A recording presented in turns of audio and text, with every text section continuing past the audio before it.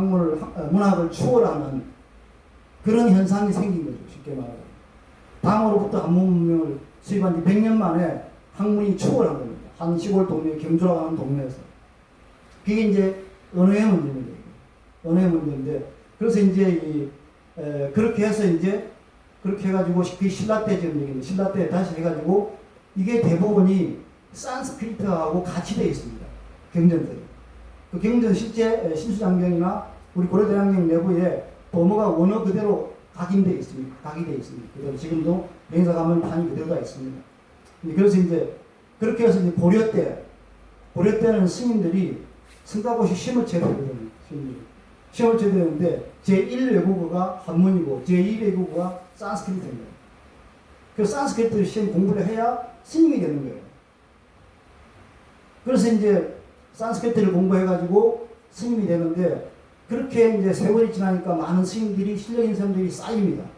그렇게 해서 대장경을 갖다가 다시 결집을 합니다. 다시 문헌 비평에 의해서 다시 그런 방법으로 결집을 합니다. 그렇게 초조장경이 만들어진 것이 제1 초조장경 고려대장경입니다. 그게 이제 백악국사 어천이 주도해가지고 만든 장경입니다. 이게 다시 이제 이게 불타죠, 그죠? 몽골에 해가지고. 다시 그보다 더 세련되게 결집해서 그걸로 파가지고, 보관한 것이 지금 현재 해인사에 보관되어 있습니다. 그러면 이제 해인사에 그게 보관되어 있는데, 그러면 해인사에 있는, 내용들을 우리가 이제 그 해인사 이번에 저번에 몇 년 전에 문화유산으로 받았지 않습니까? 그 문화유산의 주요 가치를 자세히 보시면은 이거 봤는데, 그 내용이 뭐냐면은 끌지를 잘해가지고, 빨래판 모양이 이뻐가지고 이렇게 준 게 아니고, 그걸 했던 문헌 서작적인 관점의 학문적인 스칼라십, 그 방대한 자료들을 갖다가 편집하고 정리한 그런 스칼라십에, 그거는 이제 쉽게 말하면 문헌 비평의 최고 아버지 학문이 성경을 갖다 한 성서 비평인데, 성서 비평의 스칼라십을 월등하게 능가하는 학문의 수준이 존재했던 거예요. 거기에는 상당 부분이 산스크리트의 능통이야. 아까 제가 이제 부처님이 마갈타부터 시작해 이렇게 왔다 했지 않습니까? 그런 것들이 능통해야지만이 알 수 있는 그런 내용들이 있다가 이제 조선시대가 됩니다. 조선시대가 된 우리 잘 아시는 킹세종이, 세종대왕이 이제 한글을 만들지 않습니까? 집현학자들하고. 사실은 집현학자들은 게 많이 기여를 못했는데, 거기에 이제 주요하게 많이 기여하신 팀들이 세종의 아들, 딸, 그 다음에 이제 법주사 복선에 있던 신미스님이라는 스님이 있습니다. 그 스님이 이제 능수능이 안 했고 산스크리트에. 근데 그런 분들이 모여가지고 어분의 음가를 비교해가지고 정확하게 42연의 28글자를 만들어서 이제 오늘날 한글을 만드는 데 결정적인 역할을 합니다. 그 힘이 뭐냐면은 음가의 가치 순서까지 클래시컬 산스크리트하고 일치합니다. 한글이. 그래서 이제 이 언어라는 것이, 저는 언어라는 것이 굉장히 중요하고, 저는 이제 산스크리트를 4년 동안 했는데 빨리도 하고 이제 상하원에서 공부했던 사람인데, 그럼 그 가치를 우리가 봤을 때 클래시컬 산스크리트의 사전이 세계 최초로 18세기 말에 영국 옥스포드 대학에서 3,000명의 학자가 들러붙어가지고 100년 동안에 걸쳐서 사전을 만들었는데, 그 사전의 제목이 세계 언어의 기원이라는 책이에요. 세계 언어의 기원인데 그 책이 전부 산스크리트로 되어 있어요. 그 산스크리트에 나와 있는 우리 고대어라는 게 사투리예요. 사투리인데 이제 쉽게 말하자면 이제 경상도 사투리, 전라도 사투리, 이런 그의 원어들이 원시 어간이라고 그러는데, 그런 것들이 대부분이 다 800단어가 존재하고 있습니다. 그 얘기는 뭐냐면은 타미르, 고대 타미르, 알타이어, 그 다음에 이제 클래시컬 산스크리트, 이런 것들이 원어대로 음가 그대로 기록돼서 옥스퍼드 대학에서 나온 옥스퍼드에서 나온 이 클래시컬 산스크리트 사전에 나와 있습니다. 그 사전을 이제 우리나라 사람들 연구를 많이 안 하는데, 다른 분들이 많이 연구해가지고 한국어의 고대어가 가지고 있는 음가의 가치, 원시간의 가치가 상당히 이제 중요하게 되고 있다. 그래서 이제 그렇게 이제 그런 고대 범어의 글자, 음하고 오늘날 우리 한글의 음하고 훈민정음 반포 당시에 썼던 뭐 요새 네 글자를 다 포함해가지고 만들어진 글자를 조합해가지고 음의 가치가 이런 것이다 하고 만들어 놓은 책이 동국정원입니다. 동국정원이 5권짜리인데 동국정원이 이제 저는 이제 개인적으로 저는 이제 뭐 어문학을 전공한 사람은 아닌데 소실 언어학은 공부했지만 어문학을 전공한 사람은 아닙니다. 뭐 근처에는 이게 뭐 이렇게 강연 들었는데 그래서 이제 저는 개인적으로 이제 우리 지구가 다른 행성이 살아가는데 제1 목록으로 가져가야 될 책에는 저는 동국천문이라고 생각합니다. 개인적으로. 그만큼 이제 중요한 가치가 있는 책인데 학계에서는 이제 사실은 뭐 깨놓고 얘기하면 이제 한글 학자의 초상기 대부분이 다 침묵하더라고요. 그래서 이제 그런 문과의 가치가 이렇게 정확하게 이제 우리가 연구가 잘 안 돼 있습니다. 그래서 이런 게 저는 이제 개인적으로 제가 말씀드린 이제 우리가 사용하고 있는 언어의 문제, 우리가 이제 우리가 여러분들이 사용하고 있는 언어의 문제도 대단한 역사성과 우리가 과거를 잘 알기가 어렵습니다. 확률입니다, 이 자체가. 그렇기 때문에 우리 과거를 알 수 있는 것은 오늘의 언어를 연구함으로 인해 가지고 과거의 언어를 연구해가지고 과거를 알 수 있는 또 이제 이런 학문이 있습니다. 또 이제 역사 기후학의 학문도 있고 가지고 100년 전에, 200년 전에, 1000년 전에 기후가 이상기후가 어떻게 했는가를 연구해가지고 그 시대의 그 사이의 상황과 맞춰서 또 연구하는 학문이 있습니다.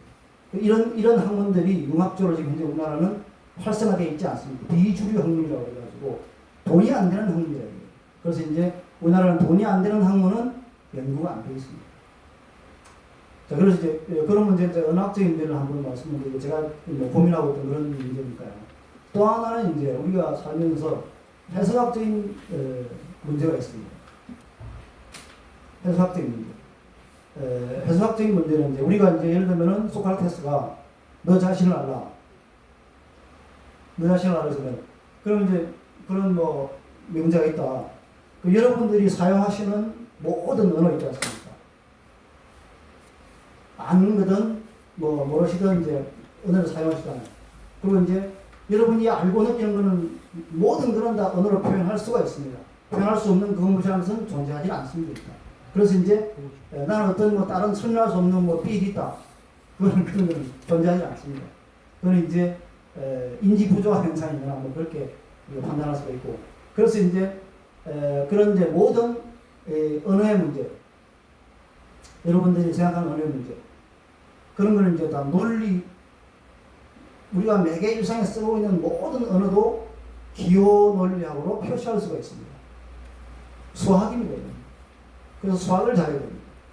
그럼 수학은 여러분이 뭐 이런 겁니다. 나는 A는 나는 준양이를 좋아한다. 이도령은 준양이를 좋아한다. 예를 들면. 근데 이제 준양이는 이도령을 좋아하지 않는다. 그렇죠. 그럼 뭐라 그럽니까? 그러면 답은 이도령은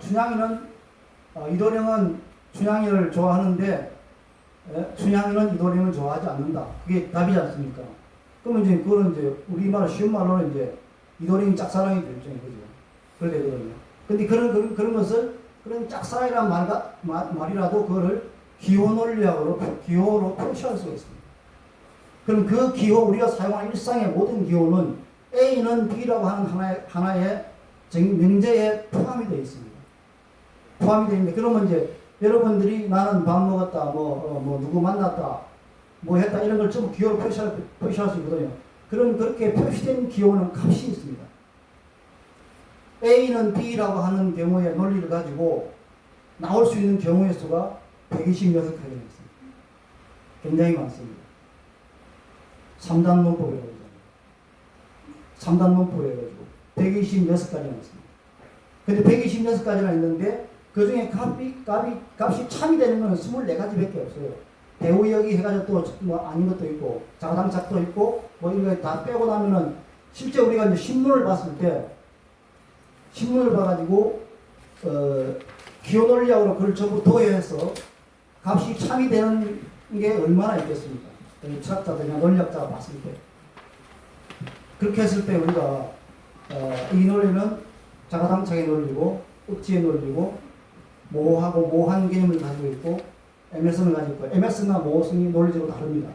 그런 걸 가지고 있고 그래서 이제 참고로 이제 모든 빅메가톤에서 이제 얘기하는 미디어에서 얘기하는 이런 그 내용들이 대부분이 그런 논리의 값이 24가지 외의 걸 가지고 논리를 전개해가지고 법의 논리도 마찬가지입니다. 법의 논리도 조금만 틀어놓으면 결론이 유죄가 되고 결론이 무죄가 되잖아요. 그렇게 해서 이제 우리는 그러한 논리라고 하는 논리의 수학적인 쉽게 말하자면 특이에 의해서 세상에 우리의 삶 일상이 전부 규정되어 있습니다. 무서운 겁니다 자체가. 그래서 이제 우리가 그런 논리라는 것이 있고 그 다음에 내가 조금 이걸 다시 이제 해석의 문제가 해석의 문제는 어떤 게 있냐면 여러분이 이제 소크라테스가 그 자신을 이렇게 했다. 여러분 이게 제가 그냥 강의가 일상에서 느끼는 거니까요. 봄이라고 그런 거라서 한번 들으시고 뭐 적고 이거 참고하실 건 없습니다. 그래서 보통 이제 너 자신을 알라 그러면 이제 고전적 해석이라는 게 있습니다. 이건 고전적 해석은 뭐냐면 기계적 해석입니다. 너 자신을 알라 그러면은 실제 내 자신을 알라고 하는 거예요. 그리고 이제 보시 그대로 너 자신을 알라 해서 너 자신만 아는데 다른 건 알 필요 없는 거죠. 그렇게 해석하는 거죠. 그 다음에 이제 거기서 발전된 해석학이 철학적 해석학입니다. 고전적 해석학이 발전된 거죠. 그래서 이제 너 자신을 알라 그러면은 너 자신을 알라고 하는 소크라테스의 일반적인 명제를 갖다가 개별화시켜서 내 자신을 알라고 하는 거예요.